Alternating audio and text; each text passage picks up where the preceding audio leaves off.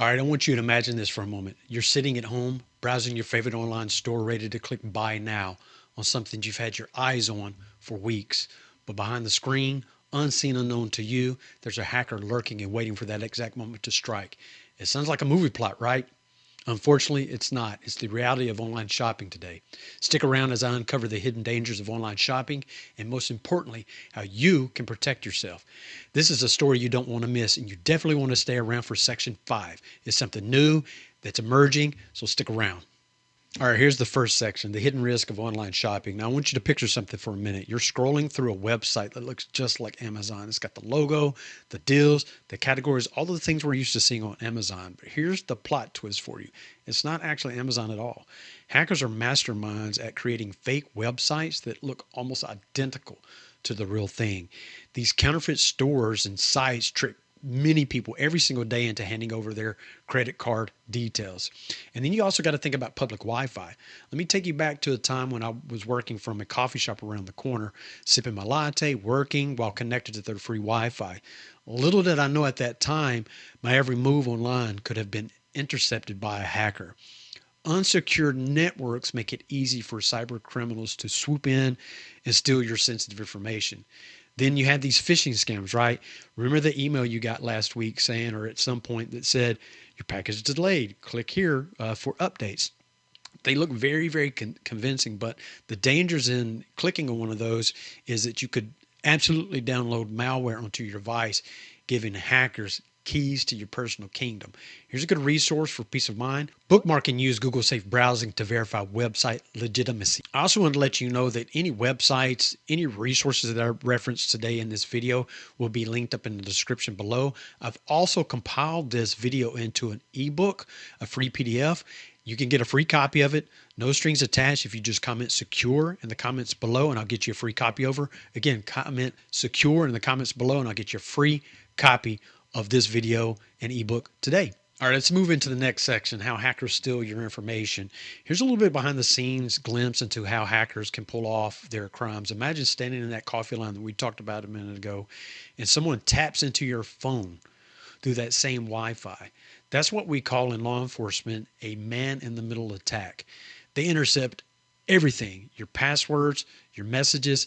It's like they're eavesdropping in on your conversation, or they just showed up on your couch at your home and invited themselves in at your dinner table, and you didn't invite them. Now let's dive a little bit deeper into data breaches. You've heard about these, right? Companies you trust, your bank, your favorite online store, they've all been hacked before. Your information already might be floating around on the dark web without you even knowing. And then there's malware. I'll never forget the story of a friend of mine who clicked on a flashy ad promising a free vacation. We've all seen those. Within a few seconds, she had spyware installed on her laptop and was tracking every single keystroke she made. Here's some helpful tools. Use Have I Been Pawned, PWNED, to check if your accounts are part of a data breach. Equip yourself with antivirus like Bitfender to stay protected. All right, let's move into the next section, section 3. This is signs you're a target. Have you ever checked your credit card statement and saw a charge on there and thought, I don't remember buying this? So hackers often test stolen credit card details with these small, what seem to be insignificant, sneaky charges before they completely max them out and run the credit upon those. Or maybe you've tried logging into your email, but your password suddenly doesn't work. That's a telltale sign that someone else has taken control. And then think about those order confirmation emails you didn't expect. They're often the first clue, or what the FBI like to call is a clue that hackers have their sights set on you. So here's a pro tip. Make sure you enable two-factor authentication and download a password manager like Dashlane or Bitdefender to secure your accounts. All right, we're on the home stretch. Section number 4, this is how to stay safe while shopping online. But here's where the story kind of takes a turn for better. These are solutions that help you feel secure and make you feel like the hero, so to speak. Start by sticking to secure websites. You want to look for websites that have HTTPS. You want the S on the end, that stands for secure. Make sure that's in the URL and make sure it's real. I highly recommend bookmarking those once you find your favorite ones. Bookmark all your favorite stores so you don't actually end up on fake sites. It's a total game changer. And virtual credit cards, think about virtual credit cards as your shield, so to speak. Imagine shopping online without worrying that your credit card number could be stolen. Services like privacy.com make this possible. When we talk about Wi-Fi, save your online shopping for when you're home on your secure network if you possibly can. If you're out, use a VPN for protection.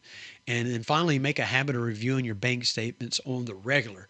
It's like checking your mirrors before changing lanes, if you could kind of think about it like that. Really small efforts really pay off. Your action steps would be to download apps like YNAB are meant to help you monitor and manage your finances in real time.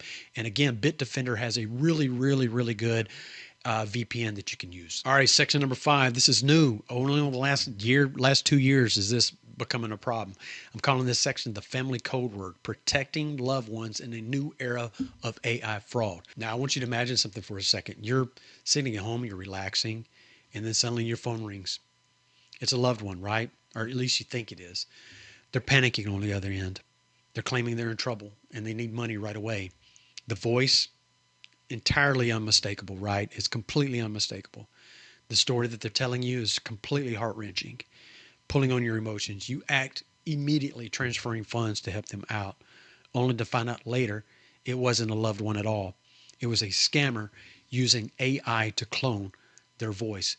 This isn't a scene from a futuristic movie of any kind. It's the chilling reality of the modern fraud that we're in right now. Criminals are using artificial intelligence to create convincing impersonations, preying on trust and fear.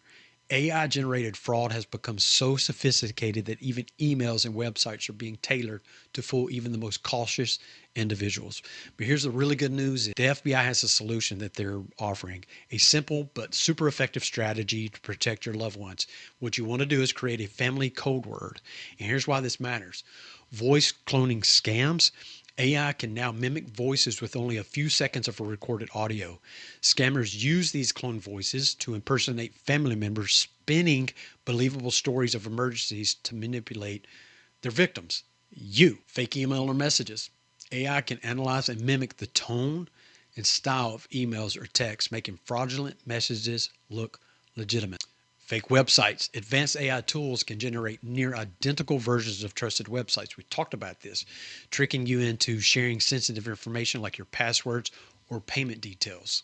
Here's how you would use a family code word. Number 1, you want to establish the code word. Choose something that is super memorable but unique to your family, something that an outsider wouldn't know, like an inside joke or a pet's nickname or a childhood phrase, something along those lines. Number 2, you want to practice it. Share the code word in person or over a secure encrypted communication platform like Signal or WhatsApp. Avoid writing it down or sending it over insecure methods like SMS or unencrypted emails. Number 3, verify suspicious requests.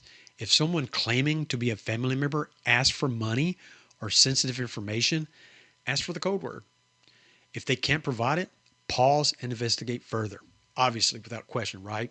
Here's a pro tip. Share this. Share this with more than just your family members. It's not just for your immediate family.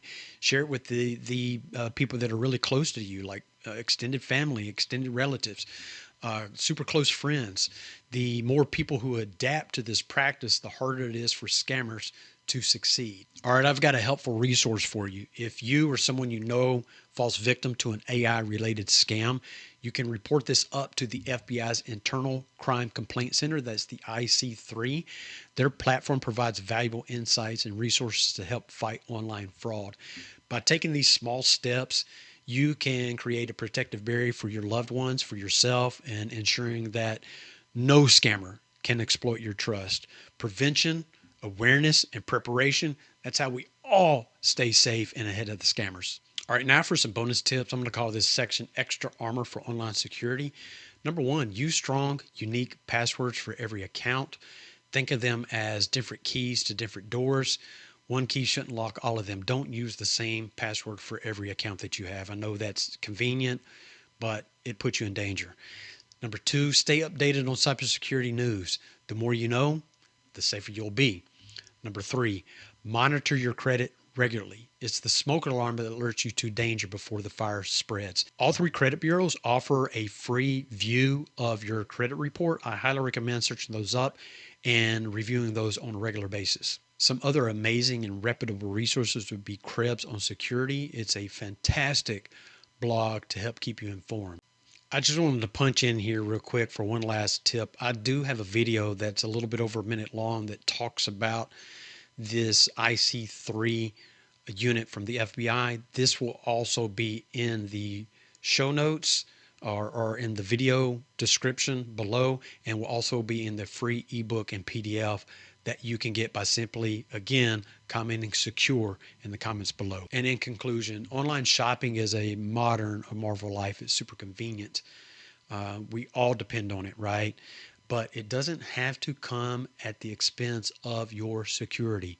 Remember, with a little bit of awareness, a little bit of preparation, you can shop smart, safe, and stress-free. Do you want to learn more about how to protect your future investments and to save for retirement? Then check out this video on the screen titled, "I failed at saving for retirement for 5 years until I learned this," and I'll see you there.